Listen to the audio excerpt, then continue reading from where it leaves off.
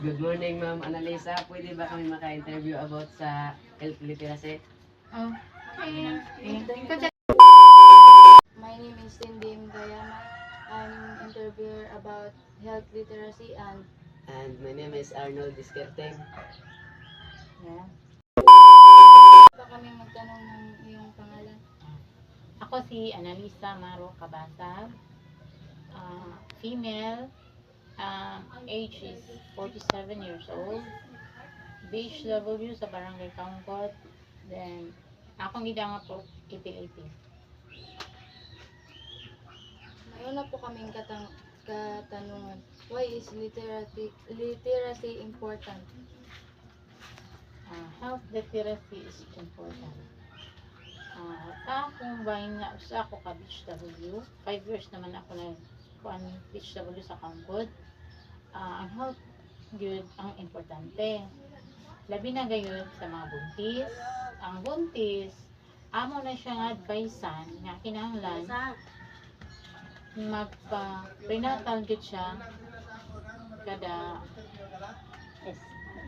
gikan tayong pagbuntis, mag-prenatal gid siya para healthy ang iyang pagbuntis. Kinahanglan siya magpa-check sa atong center, gikan tayong pagbuntis, hantod na siya mga anak. So kinahanglan kada buwan siya mag-prenatal, magpa-laboratory o magpa-ultrasound.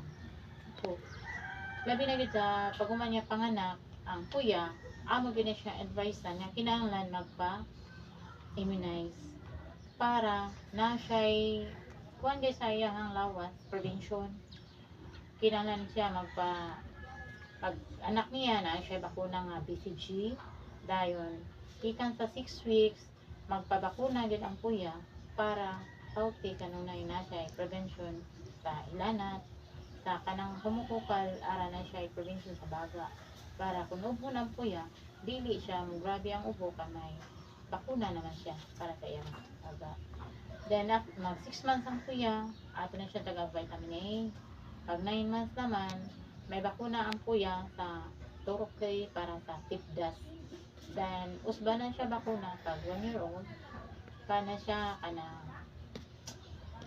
booster sa tip dust. Dayon naman sa mga about sa mga masakiton, nanan siya ay natay mga pasyente kinahanglan amo mga sakop amo na siyang monitoron kung nabay high blood, kinahanglan paadto na mo sa center magpa-BP.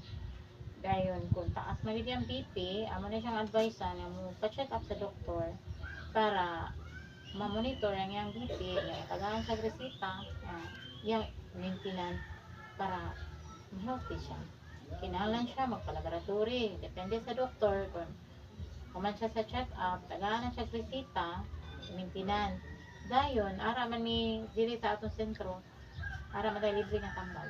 So, matagaan siya. So, kinahanglan din siya, importante din siya ang health literacy nga. Kana ato gani siya atiman so kana nga kasabutan ni ato siyang monitoron kanunay ang pasyente. Number 2. What are the challenges in promoting health literacy? Challenge promoting, so ato na siya kanunay i-promote na kanunay mana siya check up. Dayon ato na siya monitoron kanunay nga alabi na sa mga kuya check up monitoron na to kanunay ilang health nga dili siya magkasakit. Kinahanglan timbang para ang yang timbang sakto kanunay ang yang gitason. Dayon kung kuwang siya sa timbang kinahanglan siya mag-take og vitamin nya ang kuya gikan sa pagka panganak kinahanglan siya breastfeeding, dili siya pwede ka nang pagpalit gani bato o ka nang bibiron nya powder i-mix. So mas nindot gid ang kuya ato yung i-promote na breastfeeding gid siya para ang kuya healthy kanunay. Number 3. How do food labels promote health literacy? Dahil sa food literacy, kinahanglan naton siya tambagan nato ang mga tao ginagayon sa mga kuya nga mukhang di siya mga utanon bawal ang chichirya, Ato sa tambagan, ang puya, kinahanglan, mukaon og mga prutas, dan mga vegetable para nindot ang iyang tubo. Healthy siya po. Nya, sa mga masakito naman, kinahanglan akong i-promote ay tambag sa ilang kung bawal man sa ilang sakit, muli kay gud sila sa pagkaon nga bawal. Para dili gani mo grabe ang ilang sakit. So, kinahanglan sila kanunay panumduman nga mao ni siya dapat buhaton. Pag may maintenance sila, mag-inom gid kanunay tambal. Nya bahin sa pagkaon, kinahanglan muli kay gud sila sa mga bawal. Para ang ilang sakit dili mo grabe. Mga prevention na ilang tugyan ang ilang sakit labi na sa high blood. Daghan kay bawal ang high blood. So, kinahanglan maminaw sila, butuman sila nga muli kay sa mga pagkaon nga bawal sa ilang high blood. O labi na sa sugar, taas ang sugar, muli kay sila sa mga tamis, nya kanang mga kaon, dahil para di mo saka ilang cholesterol, bawal ang mga matikaon. So, ang ilang kanon-kanon na atong i-promote sa ila, mga vegetable lang dahil. Kung may mo, mananom sa balay para di na mo manguhag pagkaon para kaunon para sa may daghang talong, mga okra, kalbasa. Wala siya, importante kayo na kaunon para healthy ka na. Number 4. What are the challenges in using food label? Challenge food using food label. Ang challenge nato na ang ato mga puya, kinahanglan to masubra gani ang mga timbang, dili na to palabian sa day. Kung kinahanglan i-diet, i-level na to ang ilang timbang na normal, labi na sa mga minories na nagdinay siya. Ato sila i-challenge na may minories, tagana po vitamin, like kuang flag iron, kinahanglan normal gayud ang ilang timbang. So, bahin sa mga buntis po, challenge na po sa ila na mukaon sila mga utanon na magbuntis para healthy ang ilang pagbuntis, ang ilang sa mga anak, sila, healthy ang puya sa ilang.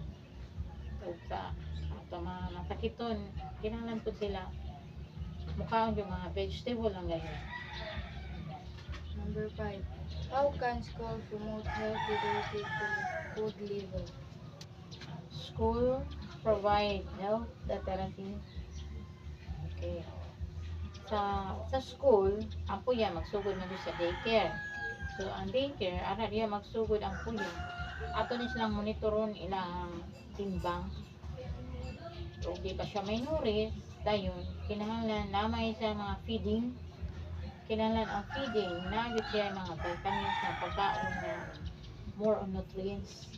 Para ang puya, healthy, then magtubo siya, then mag-eskwela siya nga makaton ko siya nga kung maayo gani nga pagkaon nga dapat sa iya kuya pa man siya maanad siya nga pagkaon day maayo gid ang mga vegetables. So kinahanglan kuan kita sa ilang eskwela sa daycare mao man first step nga mahibaw-an nila kay maayo gayud na para healthy kanunay. So atong i-advise sa ila ug ang kanang mga maestra na advice po niya kinahanglan ang kuanon jud sa puya bawal jud sa mga pizzeria sa mga junk foods gani nga kung dili ko sila pakanon maayo.